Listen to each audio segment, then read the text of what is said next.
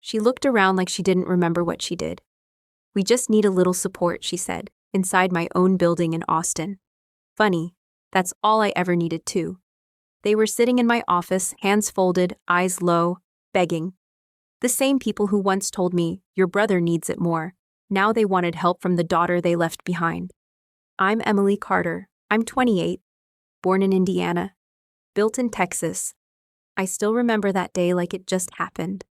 The air was warm. I was sitting on the porch steps, holding the big white envelope from NYU. My hands were shaking. I didn't even open it right away. I just stared at it for a while. When I finally tore it open, I read the first word out loud. "Congratulations," I whispered. I ran inside. "Mom, I got in," I said, waving the paper. "NYU, business school, they accepted me." My mom, Diane, looked up from the sink. Her face didn't light up like I thought it would. "That's great, Emily," she said. She dried her hands slowly. "We should talk." I stopped smiling. "What do you mean?" And she pulled out a chair and sat down. "Sit, honey." I sat across from her. My hands were still holding the letter. She looked tired. "You know how your dad left us a college fund when he passed," she said. "Yeah," I said. "You said it would help me when I got in." She looked down. "I used it." I blinked. "What?" She wouldn't look at me. "Your brother needed help. Josh's startup didn't work out. He wanted to go back to school. We thought." "You gave it to Josh?" I asked. My voice got loud. "All of it?" "He's older," she said softly. "He needed a second chance." I stood up so fast my chair made a loud screech. "I worked so hard. I got into NYU. Do you even care?" "Don't raise your voice, Emily," she said, frowning. "You're strong. You'll figure it out." My hands were shaking again, but not from excitement this time. "Josh dropped out twice," I said. "And he gets my future?" "It's not like that," she said. "It feels like it," I said. Just then, Josh walked in. "What's going on?" he asked, holding a Red Bull. "She gave you my college fund," I said. He shrugged. "It's not a big deal." "Not a big—" I stopped myself. I felt my face burn. He laughed. "You'll be fine, Em. You always are." I didn't say anything. I grabbed the letter from the table and walked out the door. My legs felt heavy. My throat hurt. I didn't cry, not that day. But I remember gripping that letter so tight, it ripped in my hand. I didn't go to NYU. I stayed in Indiana and signed up for a local college instead. It wasn't fancy. No big campus, no city lights, but it was cheap, and it was all I could afford. I got a job at Waffle House on the highway. Night shifts, the ones nobody else wanted. My first night, I wore a name tag that said Emily. It felt weird. Like I was someone else now. The manager, Mr. Brooks, handed me an apron. "You'll do fine if you stay fast and stay quiet," he said. I nodded. The first few hours, I burned toast, spilled coffee, and dropped a plate. One man yelled, "This isn't even my order." He slammed the plate down. I flinched. "I'm sorry," I said. "I'll fix it." Mr. Brooks raised an eyebrow. "Try not to mess up again." I swallowed hard. "Yes, sir." After my shift, I sat outside on a milk crate. My feet hurt, my back hurt. But I pulled out my phone and searched how to make money online. I watched a video with a girl who said she made $1,000 selling t-shirts. That night, I stayed up in bed sketching funny phrases on napkins. The next morning, Josh was in the kitchen. "Tough night?" he asked. I didn't answer. He held up his phone. "Guess what? I'm launching a podcast. It's gonna blow up." I just stared at him. "Why don't you help me with the graphics?" he asked. "You're good at that stuff." "I have school and work," I said. He laughed. "Come on, Emily. Be a team player." I didn't say anything. I grabbed my bag and left for class. At school, I sat in the back. I listened. I took notes. I didn't talk to anyone. No one asked. One day after class, I opened my laptop in the library. I started building a little store online. I called it Em's Teas. I uploaded a few designs. Don't talk to me until finals are over. Sleep, study, cry, repeat. That week I got 1 order, then 2, then 5. At Waffle House, I refilled coffee and checked my phone in the back when no one was looking. Another order came in. My heart jumped. Mr. Brooks saw me smiling. "What's so funny?" he asked. "Nothing," I said. But my hands were shaking again. This time, not from anger, from hope. I was 20 when I moved to Chicago. Not for fun, for school. I got a scholarship to DePaul University. It wasn't free, but it helped. I packed everything I owned in one suitcase. My mom didn't say much. She gave me a stiff hug. Josh didn't even look up from his laptop. "You'll be back," he said. "Chicago's expensive." I didn't answer. I just walked out. My dorm was tiny. The ceiling leaked when it rained. I shared the room with a girl who snored like a lawnmower. But it was mine. I had space, I had peace, and I had Wi-Fi.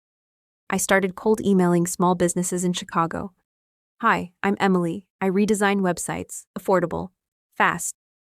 Most didn't reply. Some said no, but one said yes. A pizza place on the south side. The owner's name was Tony. He called me one afternoon. "You really do websites?" he asked. "Yes," I said, even though I was scared. "I'll fix yours for $80. "That's all?" he asked. "I'm still learning," I said. He chuckled. "All right, kid, make it snappy." I finished the job in 2 days, sent it over. He paid me through PayPal. When I saw the money pop up, I covered my mouth. $80, no waiting tables, no getting yelled at. Just my laptop and my brain. That night, I stared at my screen for hours. What else could I do? I made a list. Logos, Instagram posts, flyers, email templates. One by one, I taught myself everything on YouTube. In class, I paid attention, but outside class, I studied something else. How people talk when they have power. They didn't say, "I think," they said, "We decided." They didn't say, "Can I?" They said, "Here's what's next." They smiled wide, but their eyes stayed cold. I copied their words. I copied their tone. Even my walk changed. One day in business class, a boy named Brandon said, "You talk different now." "I listen more," I said. He frowned. "Kinda creepy." I smiled. "Good." At home, Josh posted on Facebook, "New startup coming soon. Big things ahead." Mom commented with heart emojis. I didn't say anything, but I clicked on his profile photo and whispered, "Keep watching." I was 24 when I made real money for the first time. Not tips, not side jobs. Real money. It happened fast. I built a website for a small candle brand. They sold out in 1 week. The owner, Miss Carla, called me. "You're a wizard," she said. I laughed. "Just lucky." "No," she said. "You've got it, girl." She paid me $2,000. I stared at the number on my screen. My hands were still. My chest felt tight. I whispered, "This can't be real." I checked it 5 times. Then I sat on the floor and cried. No one saw, no one needed to. That night, I didn't go out. I didn't even tell anyone. I just opened my laptop and started building again. Every new client gave me more work, more referrals. I didn't sleep much. I didn't complain. I bought better software. I bought a second laptop. Then I hired a girl named Maya. She was 19, scared, and looking for work. "Can you design posts?" I asked. "Sort of," she said. "I'm still learning." I smiled. "Good, so am I." We worked from coffee shops. She made $20 an hour. I made $50. We kept going. One day, Mom called. "I saw your website," she said. "You did?" "It looks real," she said. "It is." There was a pause. "Josh is struggling," she said. Again, the crypto thing didn't work out. "Oh," I said. "He might need a place to stay." "I don't have room." Another pause. "You've changed, Emily," she said. "No," I said. "You just never looked." That night, I bought a tiny office space in Austin. Nothing fancy, just 2 desks, peeling paint, and a leaky sink. But it was mine. I painted the wall myself. I hung a sign that said, "Carter Creative Group." I didn't use our family name, not anymore. A few weeks later, Josh posted a long message on Facebook. Something about haters and how people don't believe in visionaries. He didn't say my name, but I knew. I didn't reply. Instead, I framed my first $2,000 invoice and hung it in the hallway of my office. Every day, I looked at it. Not because of the money, but because of what it took to earn it. By 26, I had 4 people working for me. Maya was still with me. So was Jordan, who used to work at Best Buy. And 2 more girls from my old college, Anna and Ruth. We all worked out of my little office in Austin. The walls were still scratched, but the energy? It was strong. We didn't wear suits. We wore hoodies and headphones. We didn't say much, but we built like crazy. Logos, websites, Instagram pages, advertisements. I paid my team more than most big companies. We ate lunch together every Friday. I always paid for it. One Friday, Jordan said, "You know what, Em? You're the only boss I've ever had who didn't make me feel small." I didn't know what to say, so I just smiled and said, "That's because you're not." That night, I got a text from Mom. "Mom, Josh's new app is almost ready. He's pitching investors next week." Me. "Cool. Mom, he's so smart. Just needs one big break." I stared at the screen. "No, how are you, Emily?" "No, I'm proud of you." "Just Josh, again." I didn't reply. A week later, I got a call from a big client in San Francisco. They wanted full branding, logo, website, social media, ads. "You'll be the face of it, right?" the guy asked. "No," I said. He paused. "Why not?" "I build the work," I said. "Not my face." He laughed. "All right, as long as you get results." And I did. That one job paid $80,000. I didn't post about it. I didn't brag. I used it to buy a small building, my first real property. 4 units, 2 rented, 1 for my office, 1 left empty, just in case. Later that month, Mom called again. "Hey, sweetie," she said. "I was thinking. Maybe you could help Josh, just with some website stuff." "I don't work for free," I said. "Oh," she said. "Well, I mean, you're doing pretty well, right?" I stayed quiet. "Emily," she said. "You're not still mad, are you?" I looked at the empty unit key on my desk. "No," I said. "I'm not mad." And I wasn't. I was building. And when they came back, they'd walk right into what they made. I was 28 when the call came. It was Mom. Her voice sounded small. "Emily, we need help." I didn't speak right away. She kept going. "Josh's app failed. Again. We're losing the house." I still didn't speak. "We don't have anywhere to go," she said. "Please, just for a little while." I let the silence stretch. Then I said, "Come to Austin." "Tomorrow?" The next day, I met them at my office building. They looked tired. Josh had a beard now. Mom looked older. We didn't hug. "Where are we?" Josh asked, squinting at the tall glass door. "My building," I said. "This is where you work?" Mom asked. "No," I said. "This is what I own." They followed me into the empty unit.